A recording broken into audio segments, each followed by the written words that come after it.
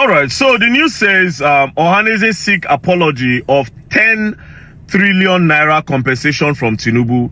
Well, I don't think it's supposed to be to Tinubu. It's supposed to be to the federal government. Yes, the Igbo people need apology from the federal government, because if IBB's book is revealing that waiting we think say na Igbo coup will lead to the Biafra war, will lead to the dying of a lot of Igbos, the starvation of a lot of Igbos, the disastrous impact to their tribe. Do you understand? If at the end of the day, IBB's book is telling us that it's not the Igbo coup, then it's crazy. You understand? The federal government needs to apologize to these people. By now, Seth, to be very honest, normally, the whole country is supposed to be on the streets. They're supposed to do a protest because of this book. They're supposed to do a protest and demand that the federal government apologize to the Igbos. The President, Commander-in-Chief, Senator Tinubu, my brother, my good friend, General Babangida, I know you since 1979. You made me what I am today. Without you, I could have been a dead man for a long time. He brought me up. Through you, I knew all the military governors in Nigeria. I traveled to Sierra Leone, traveled to Liberia, all the GOCs commanded, General Bakut, all of them. How can I thank God without also thanking you? You have no enemy. When you have problem with Abacha, I went to Abacha. Say, why are you quarreling with Babangida? I had problem with Abiola. You didn't tell him. You told me you had changed the army barrack to your name. Army barrack Abuja here. Then I drove to Mina. Yeah, said this is what Abacha said. He said, I'm happy to hear that. You have no enemy. Babangida has no enemy anywhere. All the big men, as he brought all of us up. It's sheer. Now I'm very grateful. I'm going to give you 500 million naira.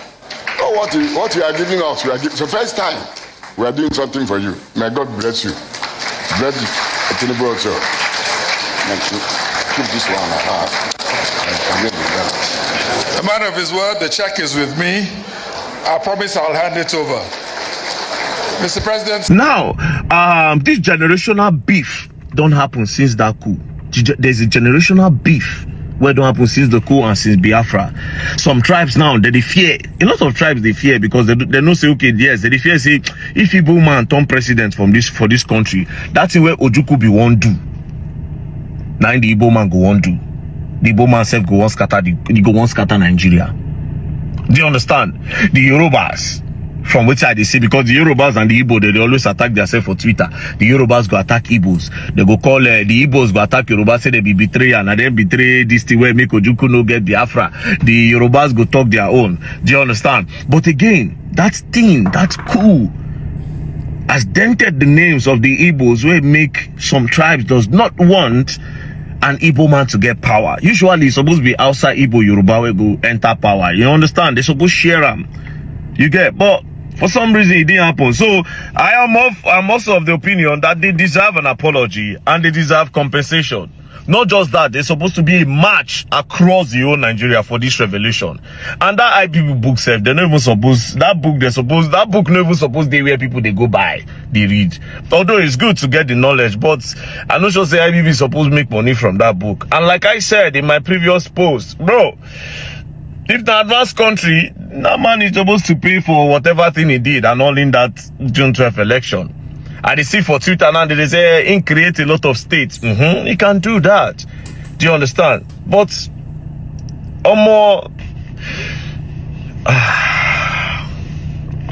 anyways, I follow for the people where they request and they demand apology for the Igbos from the federal government, not from Tinubu.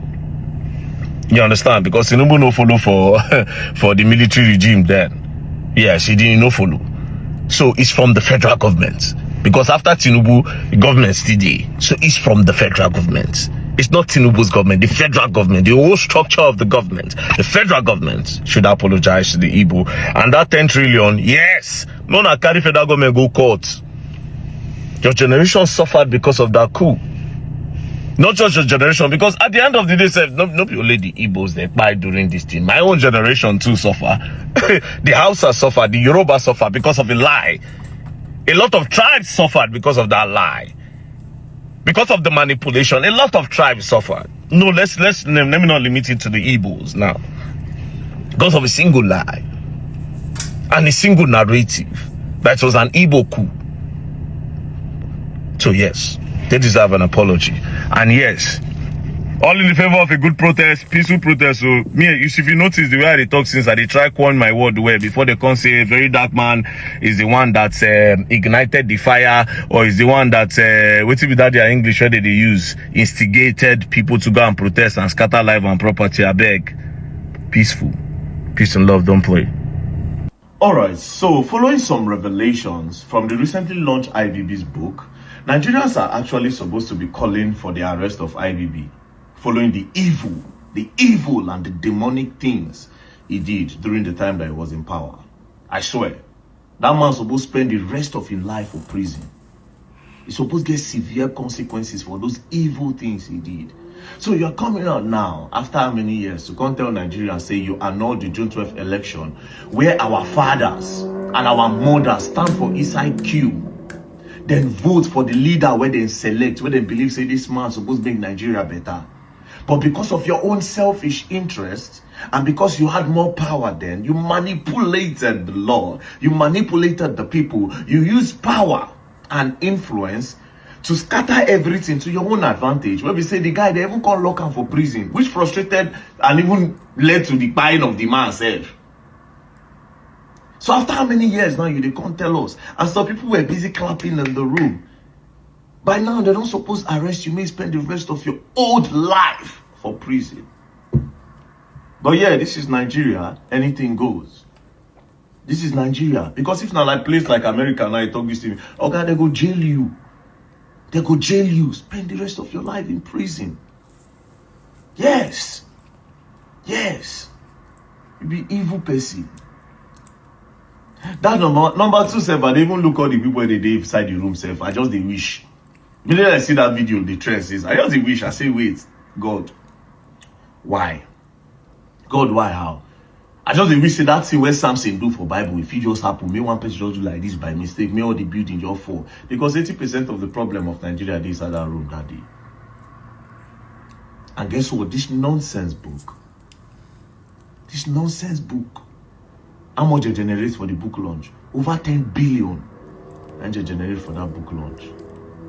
A book launch of a book that contains atrocities, evil, abuse of power, abuse of influence, abuse of office.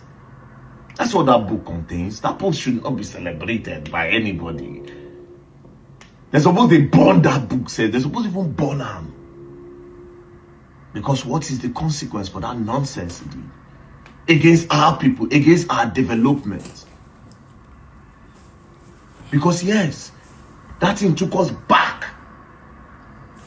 Who knows, maybe Abiola for turn Nigeria to Dubai. Who knows? But we will not find out because they buy them. They frustrate them till they buy.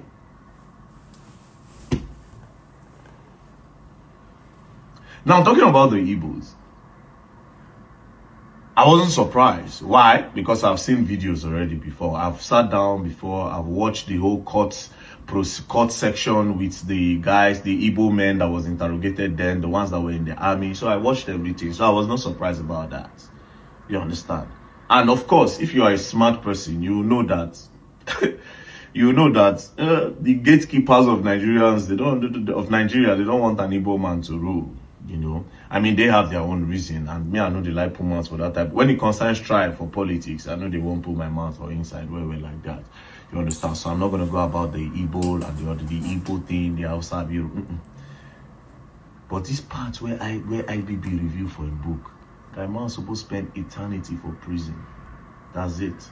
But yeah, this is Nigeria. Because guess what? As there's no consequence for this, for what he did, right? Another person will come out tomorrow, talks a 2020 something election too.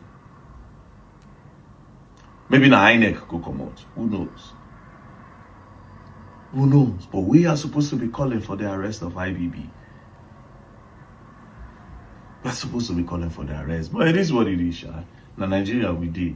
You understand? he will be celebrated. Say he don't come confess, they will celebrate him. Anyways, peace and love. Who knows? Who knows? And you think about it, I say, unborn, and wow. Well, it is what it is, sha. Peace and love, don't play. Mr. MKO Abiola won the election to be the president of this country in 1993. I was just 3 years old. They did not announce him, they announced someone else. In fact, they scattered the whole country. Fast forward to 30 years after, 2025. Mr. Ibrahim IBB is now coming outside with a book, heroic book, let's use that English, to tell us, to announce to the whole country that truly, MK Abiola was the winner of the election of 1993. He was supposed to be the president, but instead, they took him out. We are here celebrating people that are supposed to be in jail. Person wey suppose dey jail dey write book. Every president, every big man, every political value, big people in this country, they sat down with him to contribute billions to him. We are contributing billions to people that take action that made a lot of people lost their life. Oh, now hero be that. So now someone can just find anybody and come outside. Someone can just scatter anybody and come outside after many years and say, I did this, and the next thing is to celebrate. Okay. To set the record straight, the recent book by Ibrahim Badamasi Babangida, the former military president of Nigeria and dictator at one time, is not a history of Nigeria. Don't get it twisted. It ain't a history. It's just his own version of the truths, of his own truths and his own events, his own perception, his own worldview. Doesn't make it real or true. That's his own version of truth. If Abacha was alive, he would give his own version. Likewise, his children are trying to give their own version of the dad's truth. Now, Abiola has his own version. Tinubu there sat there has his own version. Awolowo will have his own version. The guys who carried out the Major Cardinal Nziogu's coup will have their own version of things as well. Everyone have their own version of truth. There's no absolutism in these matters. But the issue I want to deal with here is that book should not be treated as a history book. We should treat it with caution. You know, take every page with a pinch of salt. Digest it and see what are the relevant information there and how do we move on from there. He's obviously said some things that are not shocking to me because I know from a very long time ago, even when before the annulment, we already knew that military dudes were moving kilos and weights, that he panicked, Babangida panicked. Before, you know, I need to leave the villa before anything happened. And he already left the villa. That was fact. Because we were a bit closer to some military men those days, and they did say one or two things that was happening. You know, so there's some element of truth in what he's saying. But the injustice meted out to certain people, the Igbos, what he said, that should be redressed. And the thing about Abiola, I did a video a couple of weeks ago and I posted it on Facebook. That's why I mostly post things. I did say Nigeria, President Tinubu, need to come back and posthumously award the presidency that was done in 1992 to MK Abiola. And as much, every entitlement from that time till now should be awarded to his family. Posthumously awarded to Abiola and his family now. Otherwise, we won't move forward. And the ills and done to the Igbos must be redressed. And it's still absolutely still done. You see, when you twist facts in history, it can damage a lot of people. I'll tell you something. I'm Nigerian. But I'll tell you, Thomas Sowell, the eminent scholar and economist in America, I learned more from the Igbo people, from that man, and from his books and from his talks. It is a travesty, it's a shame that a Nigerian had to learn learn about his neighbors by somebody from far away America. A travesty. I learned about the ills of the Igbos from that man. I learned about more ills and evil done to the Igbo people when I did my master's program and when I did my first degree in the UK. Because I always go to symposiums, and I went to one. It was a week-long symposium, or 2 weeks long, if I'm not mistaken, about the Biafra War. I think it was a young lady who put together that show with some eminent Nigerians. She did a documentary. I went there with a few Igbo people. Until that day, most of the people I went with never knew where they call Nigeria or not talk about Biafra or the Igbos. But what they saw, they were shocked, they were confused, and they were alive at the time. And they thought, oh my God, so this is what was that? This is where Kwashiorkor and all of that came to our collective consciousness. And it was then argued in one of my lectures that actually the term genocide was first coined or used during the Biafra time by some French doctors. I don't want to say it's medicine without border or doctors without borders, no, but some people. It was bad. What happened to the Igbos, to the Southeasterners, was really bad. It was a travesty on human, a blight on human, a crime against humanity, and it must be redressed. Otherwise, we're moving forward. It's not a time to trade blames. We can trade blames so that we can get to the next level, move forward. I'm telling you, none of us know anything. We don't even know the half. Our mothers, our fathers, brothers, the people who were around that time who told us their versions, they didn't even do it any justice. Even those who went through the whole atrocities, they didn't even give us did a true justice to it. I met one of those children, the one who they were always displaying their pictures and videos all over the world, the Kwashiorkor children. I met one of them. He's a chief, not tall, he's this year high. He lives in the United Kingdom. He's a very prominent guy here.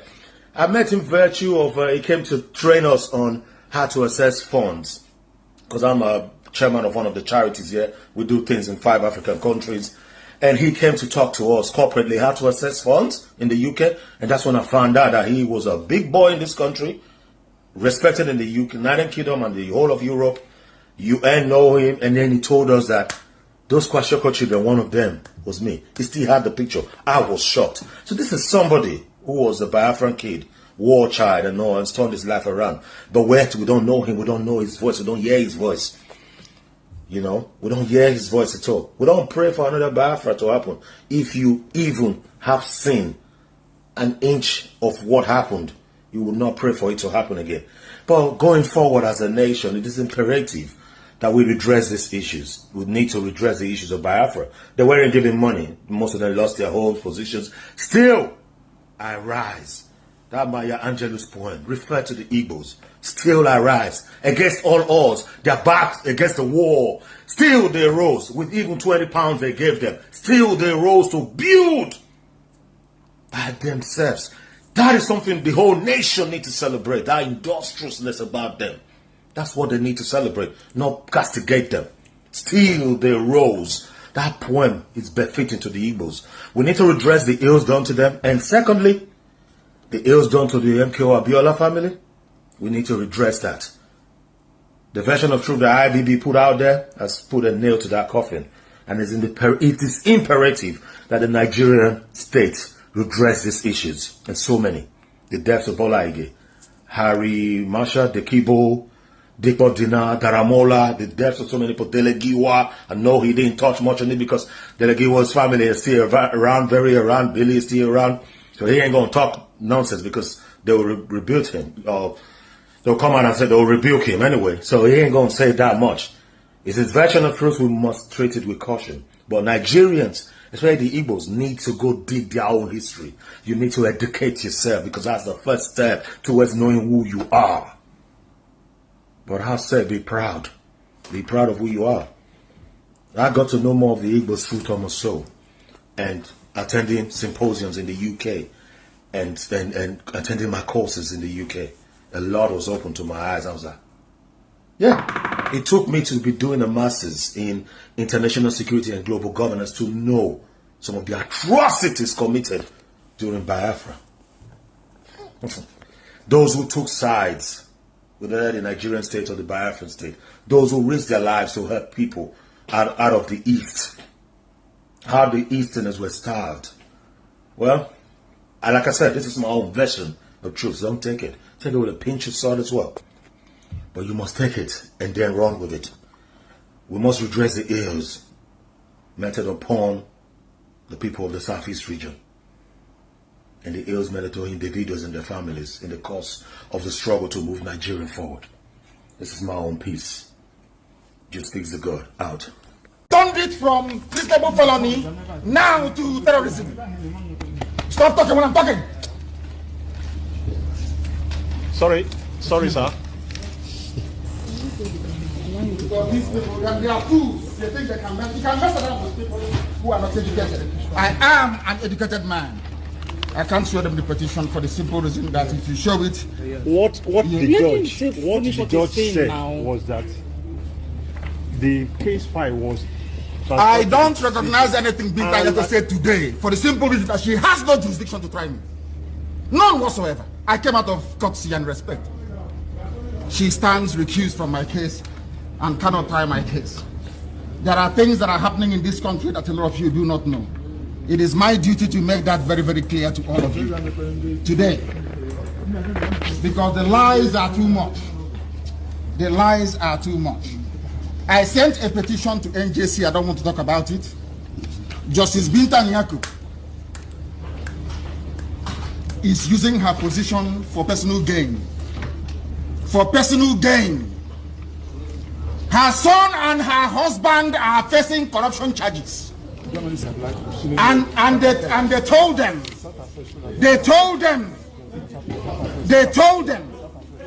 that if they convict me, this is what happens. You can see it. They don't want the truth to come out. Nobody wants the truth to come out. Nobody wants the truth to come out. Nobody wants the truth to come out in Nigeria. That's the problem. Who is that person? Who is that person? People don't like cameras coming now.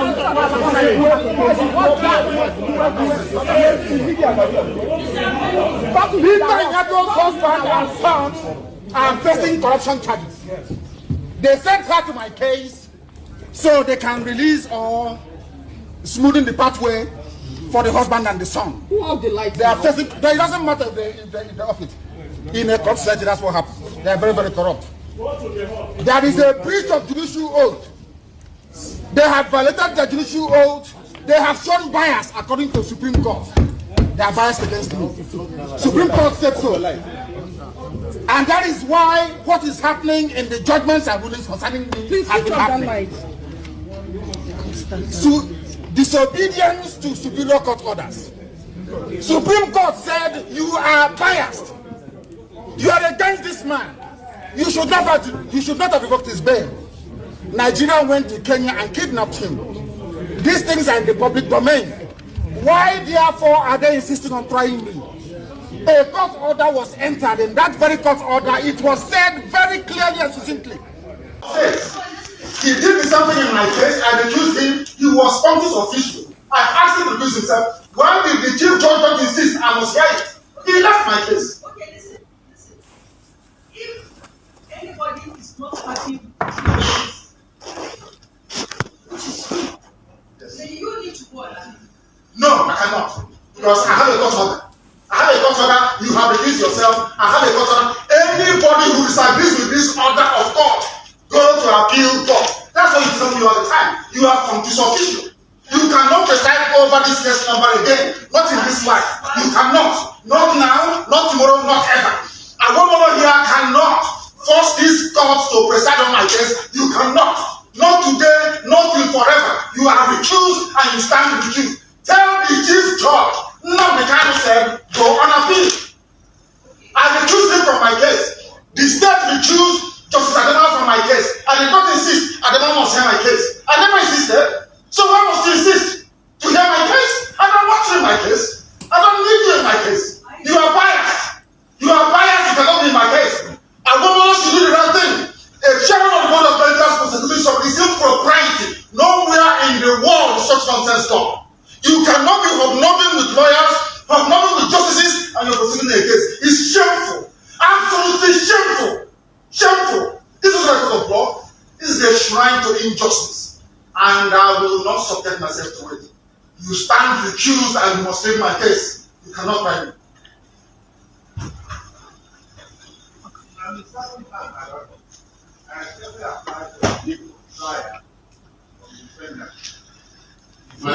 This man is not paying attention. There is an order of recusal, and he's a senior advocate for goodness sake. There's an order of recusal. Is that not the rule of law? The law says if you disagree with this, you go and appeal.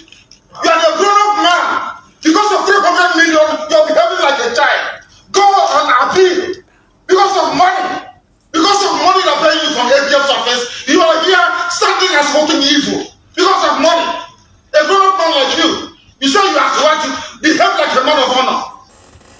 The rule of law says you go on appeal.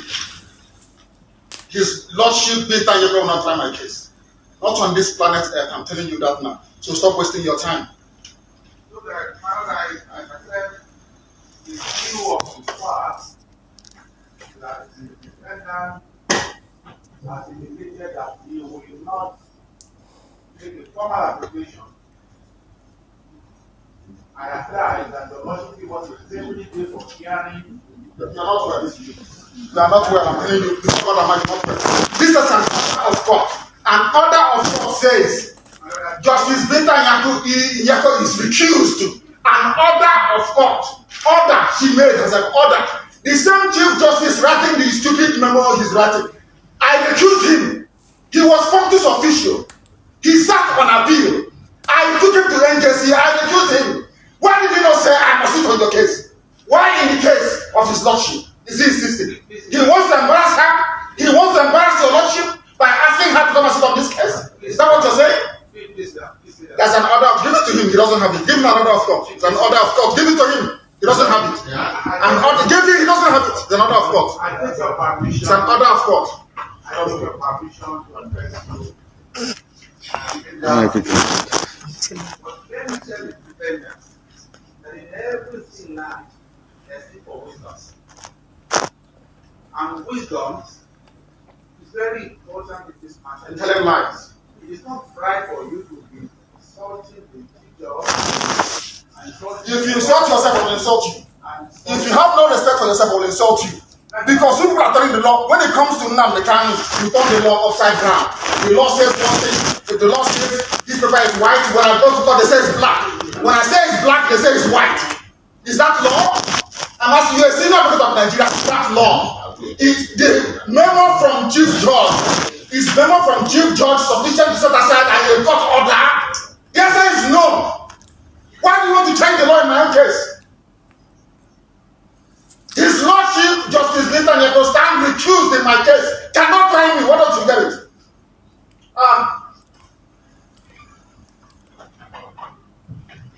Giving you a definite date for trial so you can do your mathematics you always do. People without shame.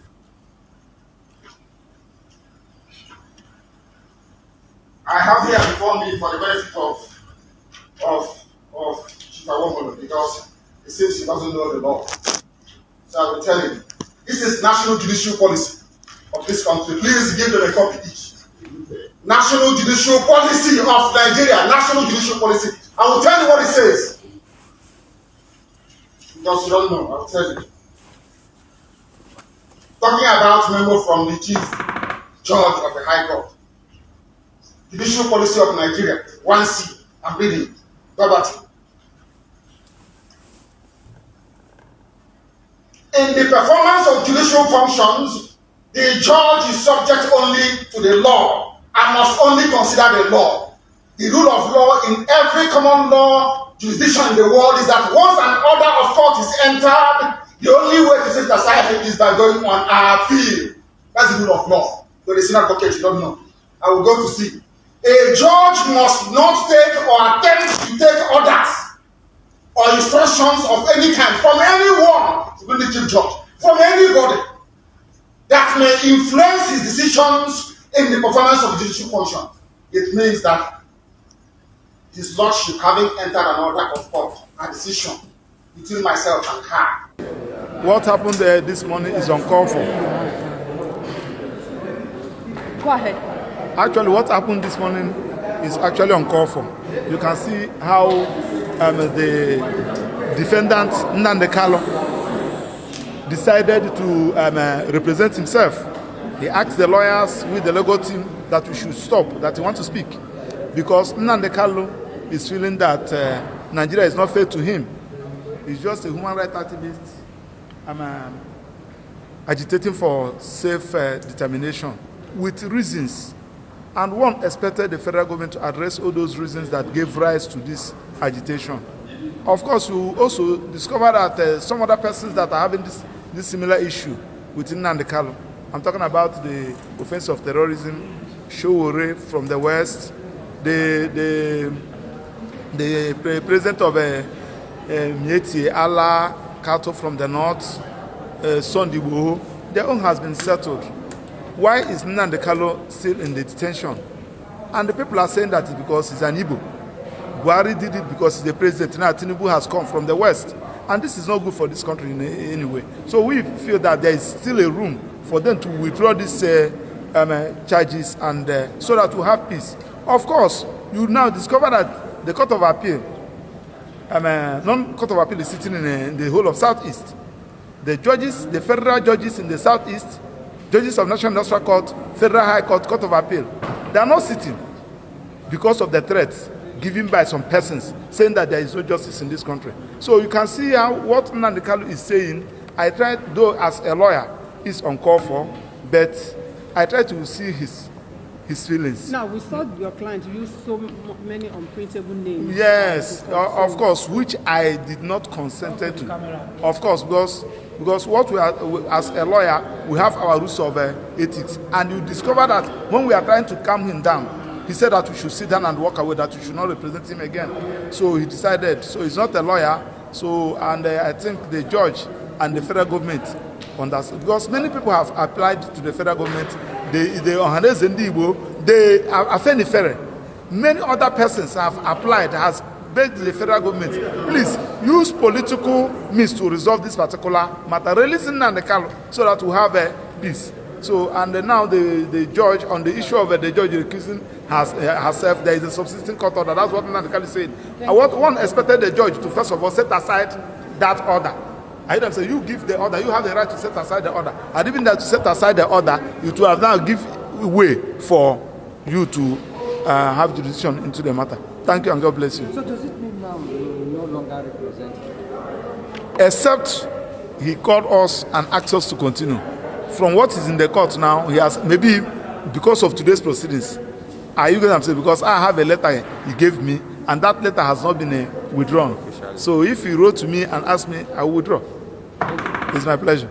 Your name or comment? Maxwell Opera is my name. A member of the How do you react to today's proceedings? We've seen that the case could not even go on as planned, and now she has adjourned the case sine die. What's the way forward? Well, there's no way this case could have gone on anywhere. Because in the first place, the court had lost jurisdiction to sit over this case since September last year. So we came here today on a limited appearance. We appeared under protest out of utmost respect for the judge and for the court, to listen to the court as to the reasons why we were invited before the same court that was recused in September last year. Nigerian public needs to understand the nature of a recusal. A recusal comes as a court order, and even non-lawyers are aware that once an order of court is made, the only way you can set it aside is to take it on appeal. Nobody appealed this order. The order is extant and subsisting, is still valid, and we were invited today to be informed about some memo from the chief judge that we don't even have a copy of the memo. So our submission on the record is that the court stands recused until that order is set aside. Now, sir, the judge, Justice Peter Yako, has adjourned this case, Senator. What is the implication for your client? Well, Senator is a word of art for indefinite adjournment. So she had no business, the court, like I said before, even having the case before her today. So adjourning it, Senator or not, really, it doesn't apply. But remember that we had requested this adjournment sine die last year, but it wasn't granted. So but now, next? Well, it's up to the judiciary and the federal government. We are not the prosecutor, we are the defense. You throw the ball to us and we catch the ball.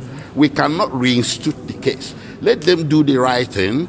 Our client recused the judge, and the judge consented to the recusal through a court order. So we await the day that this case will be recalendared before a new judge to try it. We are not afraid of trial, but we are afraid of injustice.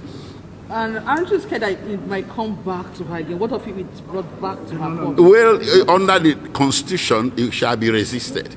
It will be unconstitutional to have the same judge who stands recused to recalendar the same case and try it. Thank you very much. Thank you. Thank you, sir. Thank you. I go by the name Black Mamba. Don't forget, I thank God for my subscribers, my phone, and my sub. If you like, if you comment, if you subscribe, I'll keep thanking God for you. I love you all.